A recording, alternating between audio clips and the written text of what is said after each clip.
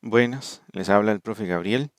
En esta cuarta y última lección relativo al tema de flujo interno, se va a explorar un ejemplo de cálculo relativamente sencillo de flujo en dos redes paralelas en un sistema de tuberías. Esto es para dar continuidad a un caso anterior de una lección previa en donde se hizo un cálculo de una sola serie de tubería y accesorios en serie en donde se requería obtener la calle de presión. Cuando hay flujo paralelo hay ciertas dificultades que surgen. Todas ellas van a ser evidentes en este ejemplo de cálculo que se va a desarrollar, se va a explicar acá con mucho cuidado, pero evidentemente cuando son redes de tuberías más complejas, no con dos, sino con tres o cuatro ramales, o simplemente son tuberías que tienen o ductos, que tienen más accesorios, una configuración sencillamente más compleja, pues las dificultades que surgen son las mismas. Entonces, cualquiera que sea el caso de flujo interno, un ducto, una tubería, un conducto de tamaño arbitrario, de forma determinada, si es en un flujo interno, o sea, está cerrado y completamente llena la tubería o el ducto del fluido de interés, entonces es cierto que se puede calcular para cada tramo las pérdidas como función del caudal o el caudal como función de las pérdidas aceptables. El caso es que cuando si hay flujo en paralelo, si los caudales son conocidos, no hay mucha dificultad, es simplemente cada tramo se atiende por separado, tal cual fuera independiente de los demás. En cambio, si la diferencia de presión es conocida y tenemos flujo en dos o más ramales, flujo simultáneo, por supuesto, entonces ya no es tan directo. Hay que aplicar una serie de procesos iterativos, no solo para poder encontrar los caudales, sino necesitamos poder encontrar los elementos que entran en las pérdidas, por ejemplo el factor de fricción, antes de ya terminar en una pérdida de presión. Entonces, el proceso general es que si los caudales son conocidos por diseño o por medición, la pérdida se puede calcular directamente sin necesidad de iteraciones, más que aquellas que pueda haber en un proceso de diseño. Pero si se trata más bien de una condición en donde por diseño o por medición directa, lo que se conoce son las diferencias de presión entre un punto de entrada y un punto de salida, y lo que se requiere es calcular el caudal, ya sea el caudal total o los caudales parciales. El caso es que se requiere seguir una serie de pasos, algunos de ellos van a ser iterativos. Entonces, lo primero que se hace es que se preparan las ecuaciones de pérdida de presión para cada tramo individual como función del caudal local. Después se empieza a probar, como los caudales son desconocidos, completamente desconocidos, se empiezan a probar algunos valores iniciales razonables para cada uno de los ramales de manera simultánea. Con esa primera estimación, a veces arbitraria, pero realista, se calculan las pérdidas para ver en qué se pueden corregir las suposiciones iniciales que uno aplicó de caudal, subirlos o bajarlos de acuerdo a la diferencia de presión disponible y la que generan pues los diferentes tramos, y por supuesto en los tramos en donde las pérdidas de presión necesariamente tienen que ser iguales, por ejemplo entre puntos de entrada o de salida de más de dos flujos, por ejemplo tenemos un flujo de entrada, dos de salida o al revés, entonces en esos ramales parciales es en donde tenemos más fronteras para el sistema de ecuaciones. En este caso el de que no solo tiene que cumplirse la ecuación de conservación de la cantidad de masa, que los caudales de entrada sean iguales a los caudales de salida, y por otro lado el de equilibrio de la presión estática en los puntos comunes. Entonces, hay que tener en cuenta que esa iteración hay que hacerla probando cada una de las veces en que se tienen que calcular entre una etapa y otra la velocidad y por ende el número de Reynolds y por ende el factor de fricción que de nuevo nos afecta el cálculo de la pérdida. Les recuerdo a quienes estén escuchando esto que el montón de texto que ustedes ven en estas láminas está pensado para que también pueda utilizarse para estudio independiente más allá de este audio con video.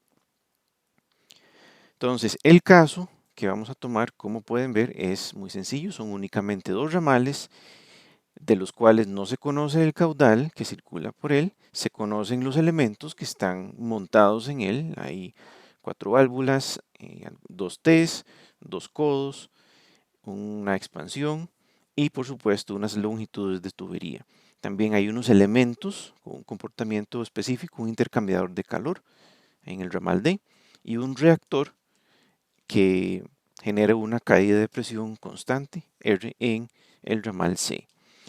A la entrada, o sea, en el extremo izquierdo que ustedes ven ahí, está conectada una caldera que suministra agua caliente a una cierta presión. Y a la salida, ahí al término de B, al lado derecho, está conectado un tanque que recibe esa agua caliente proveniente del intercambiador y del reactor, pero lo está almacenando a una presión superior a la atmosférica. Está almacenado a 8 libras por pulgada cuadrada. Entonces, la presión disponible en la caldera necesita ser suficiente para vencer las pérdidas de presión en la tubería y, por supuesto, en el reactor, en el intercambiador de calor. Y aún así, cuando llegue al tanque, a la descarga, pues todavía tiene que tener presión suficiente. Entonces, la diferencia de presión es lo que está conocido en este momento, como pueden verlo. Está la presión de operación de esa caldera de agua caliente, relativamente baja. Están las propiedades del fluido a la temperatura media de operación que tiene el agua caliente en su trayecto. Todas esas tuberías son de acero comercial. Entonces, las longitudes efectivas del suministro a la descarga D y los dos ramales paralelos B y C, entonces tienen ahí las longitudes propuestas. Los diámetros de las tuberías son los que ustedes ven ahí. Son un diámetro nominal de 6 pulgadas para los tramos A, B y C y un diámetro nominal de 4 pulgadas para el tramo D. O sea, lo que está conectado a ese intercambiador de calor, esa válvula, ese codito, todo eso es un diámetro menor. Por eso al final del tramo D necesitamos un expansor para que pase de las 4 pulgadas nominales a las 6 pulgadas nominales, en donde está la T y a donde se pega el tramo C. Entonces la pregunta es, con todas estas características conocidas, incluida esa caída de presión constante, independiente del caudal en el reactor R, la pregunta es, ¿cuánto es lo que circula por ahí? Y para eso necesariamente, aunque no lo ocupemos, necesitamos calcular el caudal parcial que fluye por cada uno de los ramales. Entonces el caudal en A va a ser igual al caudal en B y eso va a ser a su vez, por supuesto, la suma de los caudales en D y en C. Entonces esa es la información numérica que necesitamos. Esa rugosidad absoluta está en milímetros, son 0.0045 milímetros de rugosidad absoluta. Y tenemos entonces esta otra información respecto a las pérdidas en accesorios. Entonces esos son los factores K sub L. Desde ya les adelanto que los factores K sub L que vienen acá son relativamente poco precisos. Ellos son de tabla o de catálogo en el caso del intercambiador de calor. Vean que son a lo más 2 o a veces 3 cifras significativas. Esto nos va a afectar bastante la credibilidad, por llamarlo de alguna manera, de los resultados finales. Vamos a retornar a esto en la etapa de cierre, pero sí es importante que lo tengan en mente porque afecta todos los cálculos y por ende los resultados.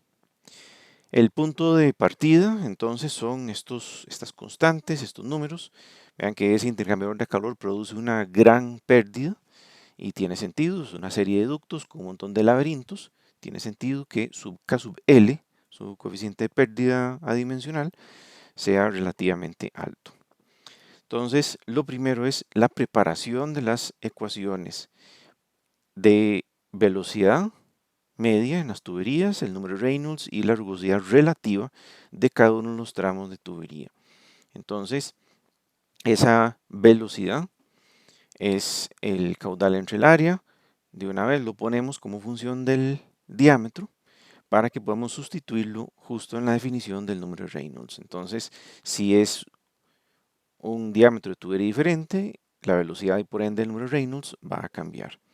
La rugosidad relativa, pues va a ocurrir lo mismo, aunque todo es con la misma rugosidad absoluta, pues la rugosidad adimensional, la rugosidad relativa va a cambiar de acuerdo al diámetro de la tubería, aunque se use el mismo material y por ende la misma rugosidad absoluta. Las caídas de presión son las que ustedes ven ahí. Las caídas de presión en cada uno de los tramos va a recibir la contribución de dos componentes. Una, la fricción en las paredes y otra, la presencia de los accesorios. Entonces, como pueden ver, la ecuación de delta P tiene dos grupos ahí. Una de ellas es el factor de fricción multiplicada por la longitud entre el diámetro y el otro más es la sumatoria de todos los K sub L de ese tramo. Entonces, cada una de ellas evidentemente va multiplicada por la velocidad local, la velocidad en esa tubería. Entonces viene la fricción en la pared y, por otra parte, lo que está asociado a la presencia de los accesorios, o sea, los codos, las T's, las válvulas, el mismo intercambiador de calor, todo lo que nos vaya a producir alguna distorsión y por ende una pequeña pérdida de presión en el flujo. Lo otro que necesariamente se tiene que cumplir, si recordamos el diagrama en la lámina tras anterior, es que la caída de presión entre A y B puede ocurrir ya sea por el trayecto C o por el trayecto D. Entonces, esas dos caídas de presión necesariamente son iguales para que pues tenga sentido el flujo. Esos delta P's, o sea, el delta P C y el delta P D necesariamente tienen que ser iguales porque esos son dos nodos en donde la caída de presión tiene que ser la misma, tiene que ser constante. En fin, sustituyendo el valor de la velocidad como función del caudal y el diámetro en esa ecuación de caída de presión, entonces nos queda ya completa todas las expresiones que necesitamos para preparar el sistema de ecuaciones de caídas de presión. Como podrán imaginar, cada una de las sumatorias de K sub L depende exactamente qué accesorios están en ese tramo. Entonces, precisamente los indicamos con subíndices diferentes y vamos para cada uno de los cuatro tramos, escribimos las ecuaciones de pérdida de presión. Entonces vean que para el tramo A consideramos factor de fricción en A, longitud del tramo A, diámetro de la tubería en el tramo A, la suma de todos los K sub L's presentes en el tramo A y el caudal que fluye por él, que es el caudal total. También ahí aparece nuevamente el término diámetro A, ahí a la 4. Y hacemos lo mismo para el tramo B. Por el tramo B también circula el caudal total. Eso es un poquito diferente en los tramos C y D. Vean que son los mismos factores, solo que son locales, ¿verdad? El factor de fricción para el tramo C, factor de fricción para el tramo D, longitud del tramo C, longitud del tramo D y así.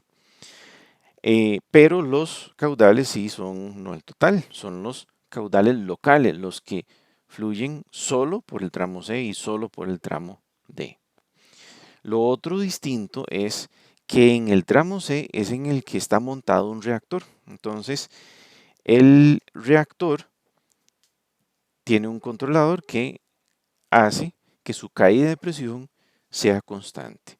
Entonces, en este caso, la caída de presión siempre van a ser 5 libras, independientemente del caudal que fluye por ahí. Entonces, esto es un tipo de consideración bastante común en sistemas de tuberías para reactores, para ciertos tipos de bomba, para ciertos tipos de turbina.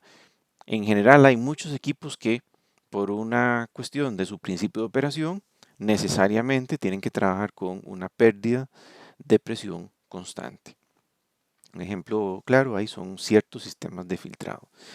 El caso es que acá estamos incorporando esa consideración. Entonces, el otro punto es que nosotros no queremos generar más incógnitas de las estrictamente necesarias, entonces eliminamos de una vez la expresión para caudal total mediante la ecuación de conservación de la masa. O sea, el caudal total que circula por A, que circula por B, tiene que ser la suma de los caudales C y D. Ellos van a ser, por supuesto, siempre positivos. La condición de que estas presiones vayan a llevar a convergencia tiene que ver con lo que acabo de señalar, o sea, sus caudales serán necesariamente positivos, no se va a hacer un cortocircuito o algo así. Y lo otro es que de ese sistema de ecuaciones que ustedes ven ahí, ahí están separados los 4 pérdidas de presión, pero ellas no son independientes. Matemáticamente son independientes, pero nosotros como quienes somos los que estamos encargados de resolver el sistema, necesitamos considerar que esas dos caídas de presión, en C y D, tienen que ser iguales. O sea, a nosotros nos toca cambiar los valores, ajustar los valores de Q sub C y Q sub D, esos dos caudales, para que delta PA y delta PB, pues, den un valor determinado, pero, más importante, que la caída de presión entre nodos iguales sea la misma. En este caso, delta PC tiene que ser igual a delta PD. O sea, lo que se pierde de presión en el trayecto C tiene que ser exactamente igual a la presión que se pierde en el trayecto D. Entonces, la idea es calcular pérdidas de presión. Como acabamos de ver, cada una de las anteriores ecuaciones tiene un factor de fricción presente. Ese factor de fricción, ya sea que usemos la ecuación de Swamy o la de Colebrook o lo veamos de la tabla o lo que sea, requiere que le ingresemos como mínimo rugosidad relativa y número de Reynolds. Entonces lo calculamos, vean que queda como función de incógnitas Q sub C y Q sub D. Lo calculamos para cada uno de los tramos. Entonces para A y B simplemente se sustituyen los valores ya conocidos y para C y D hacemos exactamente lo mismo, solo que ya no es suma caudales, sino el caudal local, porque por C y D fluyen únicamente esos caudales locales, cada uno, por supuesto, con su propia rugosidad relativa. Entonces, volviendo a las ecuaciones de delta P de pérdida de presión, ahora necesitamos encontrar cuánto vale las pérdidas por accesorios. Pero me refiero no a la pérdida de presión en pascales o en libras por pulgada cuadrada, sino cuánto valen los factores, o mejor dicho, la suma de factores K sub L para cada uno de los tramos. Entonces, recordando simplemente por definición, son una proporción y las proporciones las sacamos ya sea de datos de catálogo o bien de manuales de cálculo de pérdidas en tuberías o bueno, en el caso de este curso, también puede salir del libro de texto.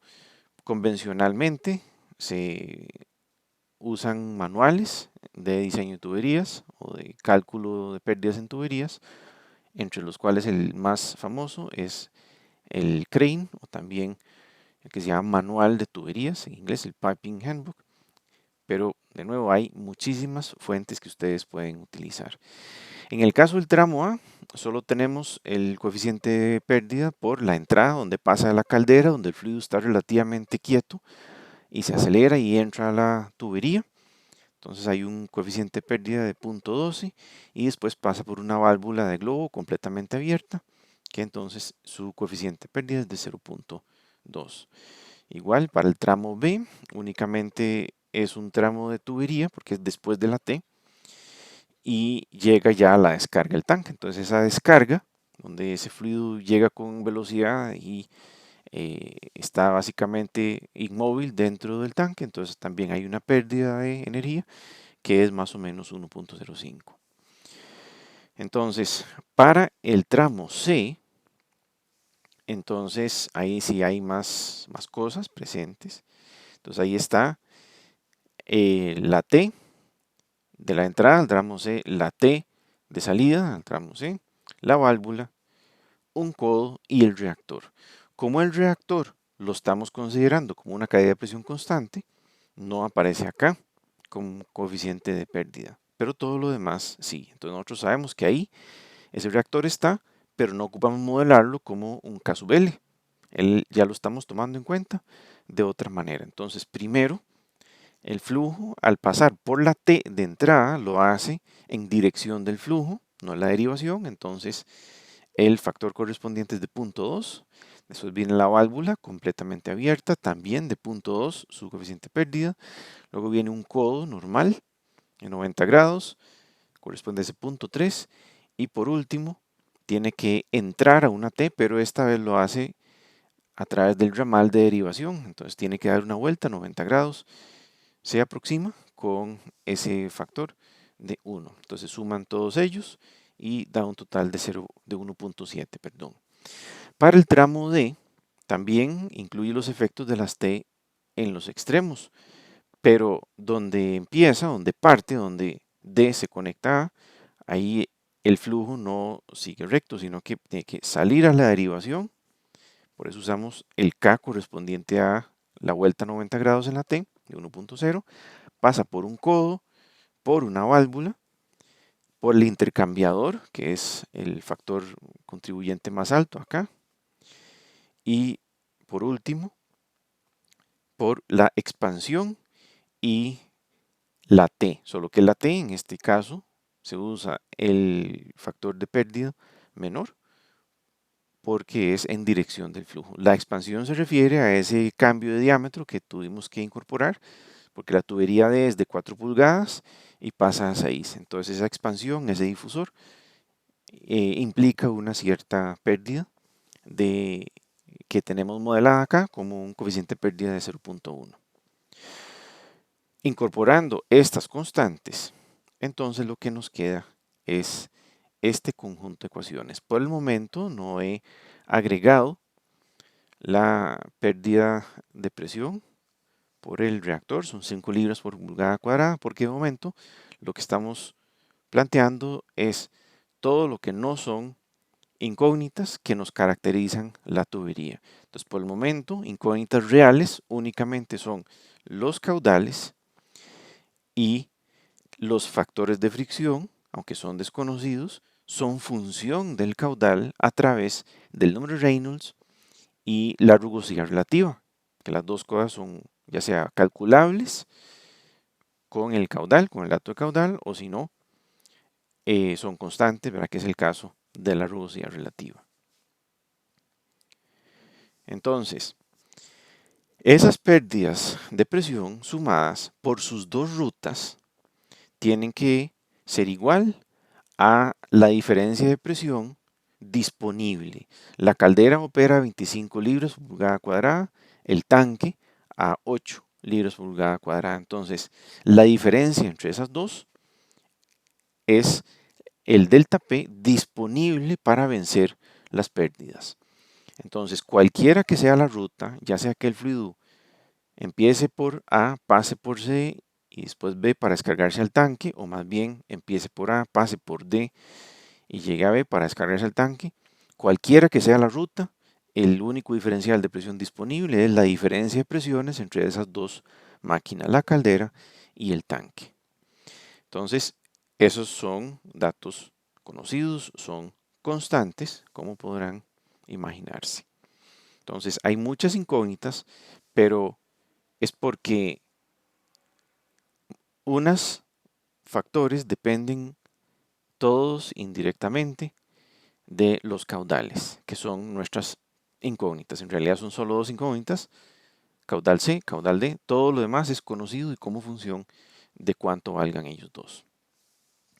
Como las dos presiones son manométricas, no nos preocupa el término de presión atmosférica, no estamos considerando diferencias de nivel entre la salida de la caldera y la entrada al tanque. Entonces, si aplicamos las ecuaciones de conservación de la energía, estos términos no nos aparecen únicamente la presión de entrada, la presión de salida y las pérdidas. Entonces, eso en resumen es lo que ustedes están viendo ahí en pantalla para los dos trayectos. Entonces, ahí es donde tenemos los datos ya pasados a pascales, para no lidiar con las libras por pulgada cuadrada, simplemente esa diferencia de presión. Y los delta P individualmente que ustedes ven ahí son los que presentamos hace algunas láminas. Insisto, la caída de presión total debe ser 117.2 kilopascales, pero eso no es lo único que tiene que ser igual. Necesariamente, para que se cumplan estas ecuaciones, el delta PC y el delta PD tienen que ser iguales. Y cada uno de ellos son función del caudal. Entonces uno tiene que iterar el caudal en C, el caudal en D, hasta que estas dos presiones, estas dos delta P's, el delta PC, delta PD, den iguales. Y que además la suma de las tres presiones, delta PA, delta PC, delta PD, las tres pérdidas de presión, sea igual, no mayor, no menor, sea igual a la diferencia de presión disponible. Entonces, agregando ya todos los factores numéricos, esos 34 kilopascales que ustedes ven ahí son las 5 libras por pulgada cuadrada del reactor, que está dentro del trayecto C. Entonces, es lo que ustedes pueden ver por ahí. Ese es el grupo completo de ecuaciones. Entonces vean que tenemos como incógnitas reales Q sub C, Q sub D, y en realidad tenemos además como condiciones adicionales que esas pérdidas de presión sumadas tienen que ser iguales y equivalentes a la diferencia de presión disponible. Este es el juego de ecuaciones. No vale la pena sustituir todo esto y presentarlo en una sola ecuación porque eso no nos va a ayudar a resolver el sistema de ecuaciones porque los factores de fricción que ustedes ven ahí son función de Reynolds y regularidad relativa y Reynolds es función del caudal. Entonces simplemente haría grandes las ecuaciones y no nos facilita las iteraciones. Eso no quiere decir que no sea cierto, eso se podría sustituir, solo que no nos es útil en este momento.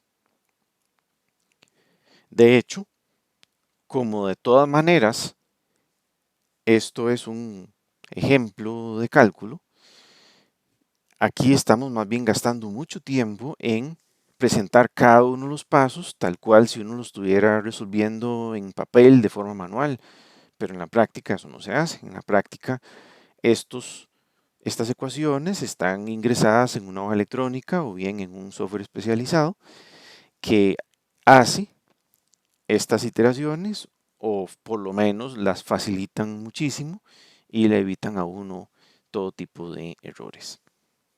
Entonces, esos son los grupos de ecuaciones con los que hay que trabajar.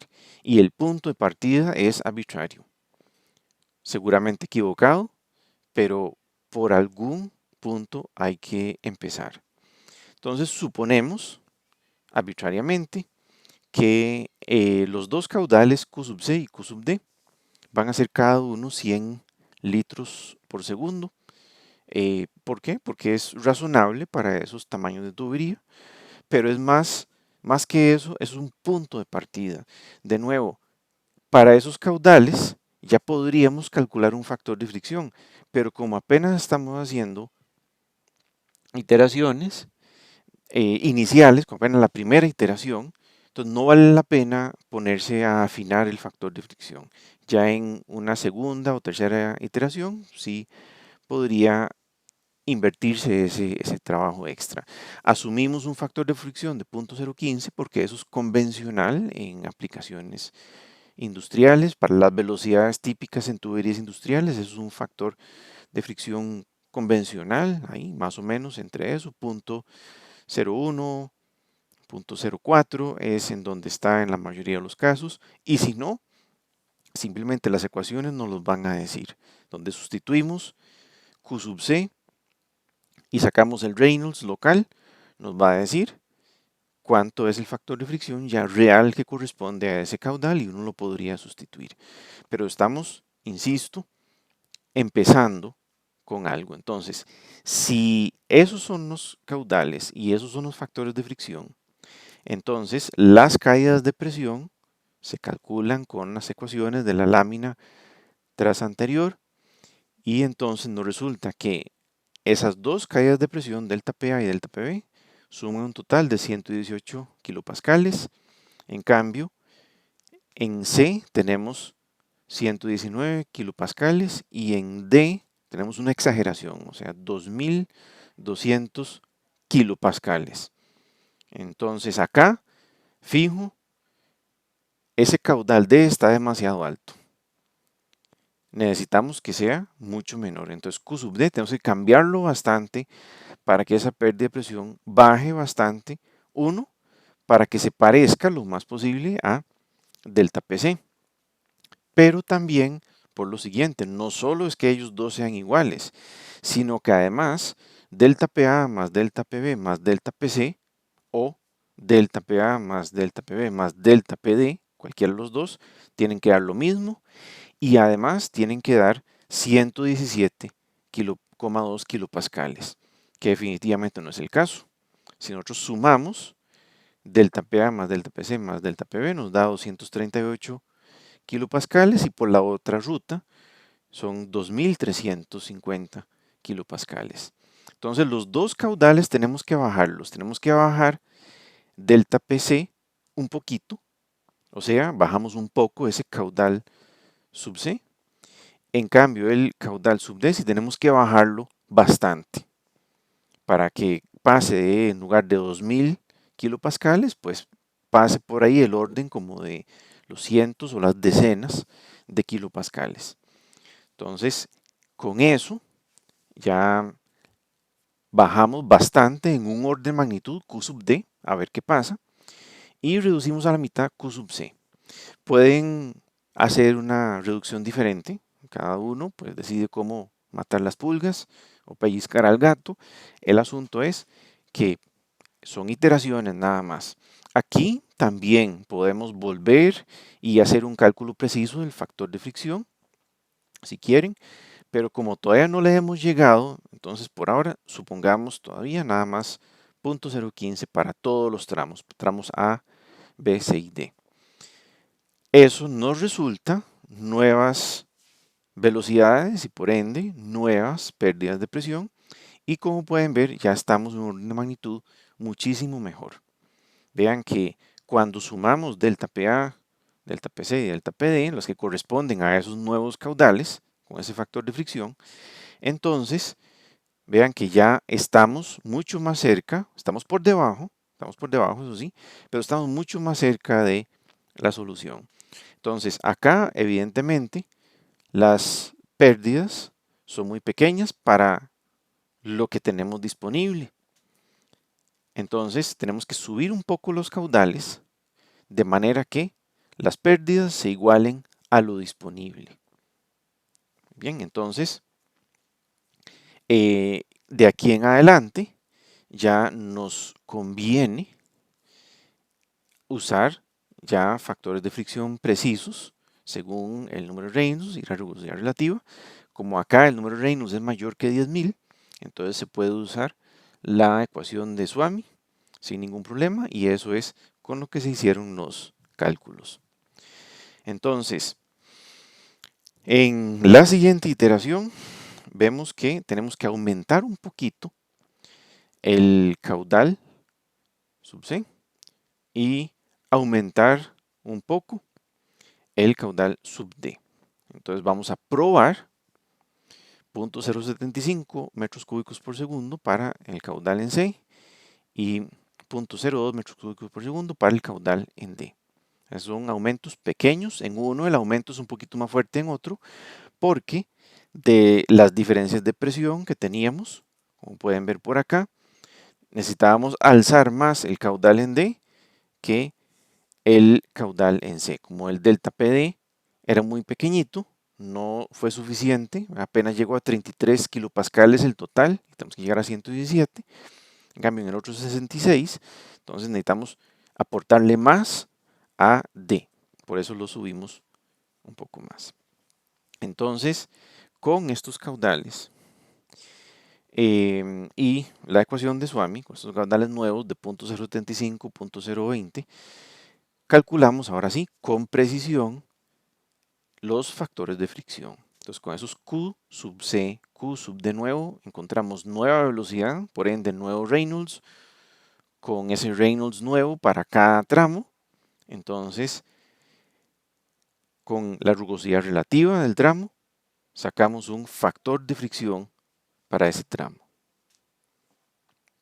que en este caso da 0.0155, o sea, no estábamos tan lejos para los tramos A y B. Para el tramo C es un poquito diferente, porque la velocidad es diferente, pero es igual, muy cercano a 0.015, y D si es diferente, si es más de unos puntos porcentuales, es 0.017. Recuerden que D era la tubería más delgada, la que era de 4 pulgadas de diámetro nominal. Con estos nuevos valores de caudal y de factor de fricción, tenemos nuevos valores de pérdidas de presión, que son los que ustedes ven ahí. Entonces vean que nos hemos acercado ya mucho. De hecho, el tramo D nos resulta en que casi le llegamos a los 117.2, nos pasamos un poquito. Eso quiere decir que ese caudal lo tenemos que bajar un poquito. Y además ocupamos que C y D, que ellos dos generen pérdidas de presión iguales. Necesitamos que delta PC y delta PD nos den iguales. Y aquí está uno en 83 kilopascales, otro en 91. Entonces necesitamos variar un poquito los caudales, Q sub C y Q sub D, para que esos dos nos den lo más iguales posible, idealmente iguales, idénticos, pero que también cuando hagamos la suma delta PA, delta PC, delta PB, sea igual, sea exactamente igual, no mayor, menor, a 117 kilopascales, y que sea también delta PA más delta PD más delta PB, sea igual a 117,2. O sea, se tienen que cumplir las dos condiciones. Esto tendríamos que hacerlo a través de algunas iteraciones. En este caso, se va a llegar a unos valores muy precisos y eso tiene una cierta implicación que vamos a comentar más adelante. Pero acá me quiero detener un momentito para comentarles que esta secuencia de ecuaciones que ustedes ven presentadas como en forma de papel, ¿verdad?, que va transcurriendo frente a ustedes, es para entender cómo funcionan las ecuaciones, qué es lo que hay detrás de cada iteración, pero en realidad uno lo que hace es que se acomoda los cálculos en una hoja electrónica, o si tiene acceso a un software de cálculo de pérdidas en tuberías, pues mejor, pero si no, en una hoja electrónica, una hoja de cálculo, uno necesita acomodarse para cada uno de los ramales presentes en cualquier sistema de tuberías o de ductos o de conductos o lo que sea, todas agrupadas, todas las contribuciones a la pérdida de presión. Por ejemplo, aquí está el trocito de la hoja electrónica asociado a el ramal D. Vean que ahí está entonces el factor de fricción de ese tramo, su longitud, su diámetro interno, los K sub L de los accesorios que están montados en ese ramal, entonces ahí vienen, y la velocidad que entra en el trocito de ecuación, ¿verdad? En el v cuadrado entre 2g, ¿verdad? Correspondiente a eso, que nos resulta finalmente en el delta P. Entonces, cada uno de esos delta P que ustedes ven en la última columna son las pérdidas de presión en pascales, son las contribuciones individuales de la primera fila, fricción en las paredes, después viene el efecto de la T, el efecto del codo, el efecto de la válvula, el efecto del intercambiador, que obviamente es la mayor contribución, son 64 kilopascales, luego la expansión y por último la otra T. Entonces ahí está el delta P completo para ese ramal. La suma de todos esos delta P sería el delta P D, digamos, que tendría en este caso. Entonces,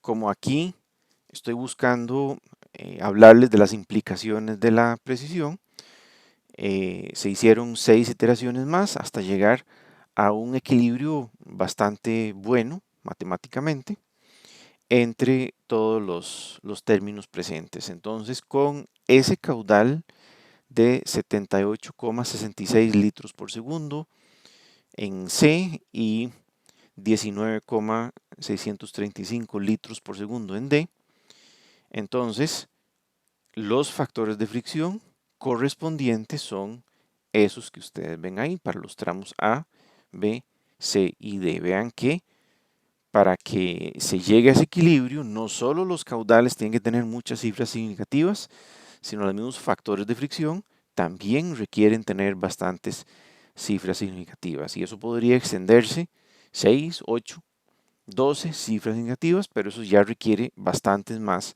iteraciones de cálculo que, como van a ver prácticamente de inmediato, no van a generarnos una diferencia en las conclusiones, en el resultado de esto.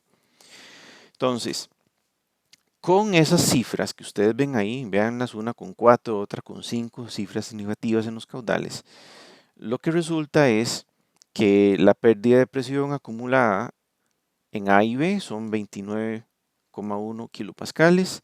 En cambio, en delta PC y delta PD ya son iguales, de 88,1 kilopascales. No son exactamente iguales, o sea, si ustedes hacen los cálculos, les va a dar exactamente eso, pero eso no es problema. Vean que porcentualmente esas diferencias son muy pequeñas. Si lo ven en kilopascales, con 4 cifras significativas, que como veremos un poquito más adelante es ya demasiado, prácticamente dio igual, por no decir dio igual. O sea, en este momento ya llegamos a una solución. El asunto es que esta solución ya es lo que necesito saber. Ahí lo tienen, el total, el caudal total, que es lo que se había pedido, que son 98 litros por segundo o, pasándolo al sistema imperial, 1560 galones por minuto. En sistemas de tuberías y sistemas de bombeo, muchas veces la caída de presión, en lugar de darla en libras por pulgada cuadrada o en pascales, a veces se prefiere dar en la columna hidrostática equivalente. Entonces, si en este caso hacemos eso, sería dividir esa caída de presión entre el peso específico del fluido que estamos manejando en ese momento, que nos daría entonces una columna de 12,1 metros o bien 40 pies de columna de agua a 60 grados centígrados. O sea, la cabeza equivalente. Es un término usual, convencional, para describir la presión de descarga de una bomba, la presión de suministro de una turbina y también la magnitud de las pérdidas por accesorios o por fricción en tuberías se da no en pascales o en libras por pulgada cuadrada, sino, por ejemplo, en metros de agua o en pulgadas de agua o en pies de agua o del fluido que sea, el fluido hidráulico, del aceite lubricante, de lo que sea que estén manejando. Entonces, a todo esto, ¿qué ocurre? Acá les hablé de 1560 galones por minuto, de 12 metros de agua de caída, de columna hidrostática, de 40 pies. ¿Qué es lo que ocurre? Aunque nosotros matemáticamente podamos calcular 5, 6, 8 cifras significativas para que el sistema cierre perfecto, el problema es que al final estamos dependiendo de lo que alimenta estas ecuaciones. Y el término con menos cifras significativas es uno de los K sub L que nosotros consideramos. Uno de ellos, o es más, varios de ellos, tenía únicamente dos cifras significativas. Entonces, en realidad, eso quiere decir que aunque acá ajustemos hasta lo último, al fin y al cabo vamos a depender de la variable, sea cual sea, el K sub L, la densidad del agua, lo que sea, lo que tengamos presente con menos precisión. O sea, si le creemos a que, por ejemplo, el K sub L del codo es de 0.3, o sea, dos cifras negativas, entonces en realidad este caudal total yo solo lo podría reportar como 98 litros por segundo o bien 1600 galones por minuto, 12 metros de columna de agua o 40 pies de columna de agua. Entonces, sí, es muy noble, es muy correcto hacer un montón de iteraciones, afinar un montón el factor de fricción, pero no hay que gastar muchísimo tiempo en estas iteraciones, a no ser que haya una razón verdaderamente fundamentada, por ejemplo, que tienen toda la información que usted está ingresando, la tienen con mucha precisión, entonces ahí sí vale la pena. La herramienta nos lo permite, o sea, tenemos los datos necesarios y los métodos necesarios. El asunto es, cada caso, uno tiene que ver si vale la pena afinar mucho o no. Depende de los datos de entrada. Mientras tanto, cerramos el tema de tuberías y de flujo interno en general con un juguito.